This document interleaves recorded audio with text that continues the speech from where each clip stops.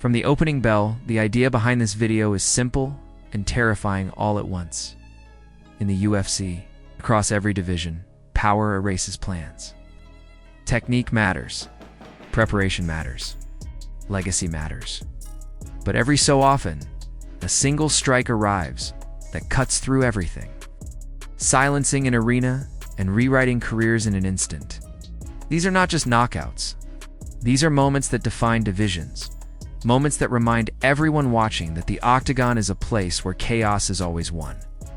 Heartbeat away, heavyweight has always been the land of giants, where one mistake can end a night violently. Few moments capture that reality better than the madness between Cheick Kongo and Pat Barry. It looked finished. Barry dropped Kongo, swarmed him, and the crowd believed they were witnessing another brutal heavyweight stoppage. Kongo's legs betrayed him. His eyes looked vacant, and yet somehow, impossibly, he survived. Then came the reversal. As Barry rushed in recklessly, Kongo found space for a single, perfect uppercut. In a blink, the predator became the prey. Barry collapsed, unconscious, the referee diving in as disbelief washed over everyone watching. It was one of those moments that felt unreal, even in slow motion.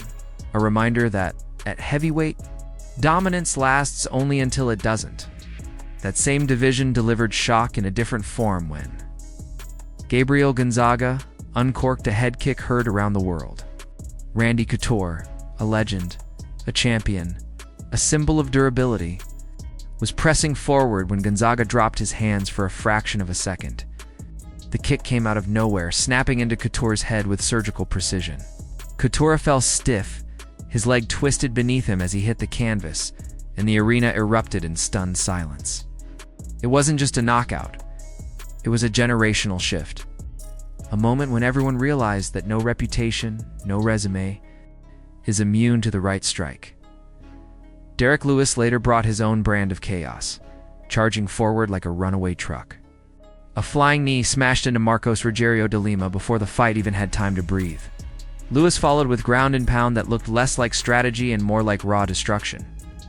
De Lima tried to survive, tried to shield himself, but survival wasn't on the menu that night. The Black Beast finished it with terrifying efficiency, proving once again that when heavyweights connect, the margin for error vanishes entirely. Junior Dos Santos uppercut against Fabricio. Werdum remains one of the purest heavyweight knockouts ever delivered.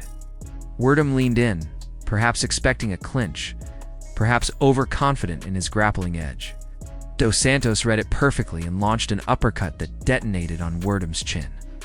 He crumpled instantly, the difference in the fight measured in inches and milliseconds. That single punch shifted the heavyweight landscape and announced DOS. Santos as a force capable of ending any fight without warning. More recently, Tom Aspinall showcased a different kind of heavyweight terror: speed. When his right hand landed on Sergey Pavlovich, it wasn't just power that did the damage, it was timing and velocity. The punch hit the temple, and Pavlovich was gone before he could process what had happened. Aspinall swarmed, finished, and stood as interim champion. A new evolution of heavyweight violence where explosiveness is just as lethal as size. Light heavyweight. A division long defined by brutality has its own catalog of unforgettable moments. Alex Pereira's head kick against G. Prochazka felt almost inevitable once it landed. Prochazka, a man known for dragging opponents into chaos, never found his rhythm. Pereira's power loomed like a storm cloud, and when the kick finally connected, it ended the fight instantly. There was no scramble, no recovery, just a champion falling as the referee stepped in. Pereira's calm afterward made it even more chilling, as if this outcome had been preordained.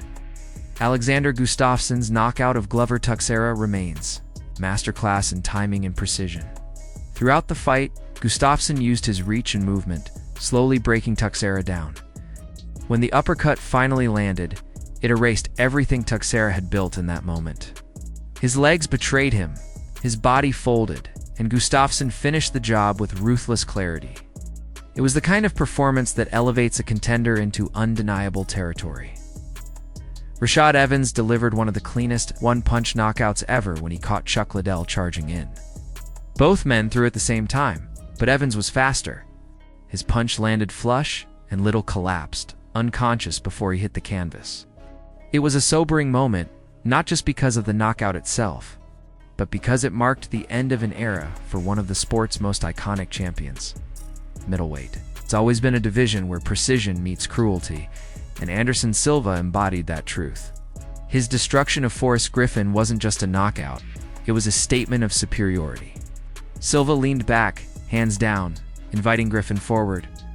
When the punch finally came, it looked casual, almost dismissive, yet Griffin dropped instantly. Silva walked away as Griffin fell. A moment that felt less like a fight and more like an exhibition of something untouchable. Israel Adesanya's revenge knockout of Alex Pereira stands as one of the most emotionally charged finishes in UFC history. After years of rivalry and previous losses, Adesanya finally found his moment. Pereira pressed forward, hands low, confident in his chin. Adesanya's right hand landed, then another, and Pereira collapsed. The hammer fist sealed it, and Adesanya reclaimed his throne. It wasn't just a title change. It was the closing of a long, painful chapter, now delivered with absolute finality. Jared Cannonier's elbows against Derek Brunson told a different middleweight story, one of calculated brutality. In the clinch, Cannonier created space just long enough to drive an elbow into Brunson's head. The damage was immediate. Another elbow followed, and Brunson was out on his feet, confused, defenseless. The towel came in, and Cannonier stood tall, having made his statement in the most violent language available at welterweight. Tyron Woodley's knockout of Robbie Lawler was pure explosion. Lawler stepped in, and Woodley met him with a right hand that detonated on contact. Lawler fell, and Woodley pounced, raining down punishment until the referee intervened. It happened so fast it barely felt real. But that speed and power defined Woodley's reign at the top. Jorge Masvidal's flying knee against Ben Askren transcended the sport. 3 seconds was all it took. A scoring shot for a takedown, as he always did, and Masvidal anticipated it perfectly. The knee landed flush, snapping Askren's head back as his body went limp. The fastest knockout in UFC history wasn't just a highlight. It was a cultural moment, replayed endlessly. A single strike that will live forever. Matt Hughes' slam knockout of Carlos Newton remains one of the most iconic finishes ever. Caught in a triangle choke, Hughes summoned raw strength and desperation, lifting Newton and driving him into the canvas. Newton went unconscious mid-slam, still holding the submission as his body betrayed him. Hughes didn't even realize he had one at first, the shock visible on his face as the referee waved it off. Lightweight is often called the most stacked division in the sport. Its knockouts reflect that depth. Dustin Poirier's finish of Conor McGregor showcased technical violence at its finest. A perfectly timed right hook landed as McGregor swung, shutting his lights out and ending the fight with chilling efficiency. Poirier's calm afterwards spoke volumes about how far he had come. Edson Barboza's wheel kick knockout remains one of the most spectacular strikes ever thrown. The heel connected with frightening precision, and his opponent collapsed instantly, unconscious before hitting the ground. It was the kind of knockout that leaves even seasoned commentators struggling for words. Charles Oliveira's comeback knockout of Michael Chandler told a story of resilience. After being battered in the first round, Oliveira found his timing early in the second. A clean left hand dropped Chandler, and Oliveira followed with precision and composure, claiming the lightweight title in a stunning reversal that reminded everyone why this sport is so unpredictable. Max Holloway's buzzer-beating knockout of Justin Gaethje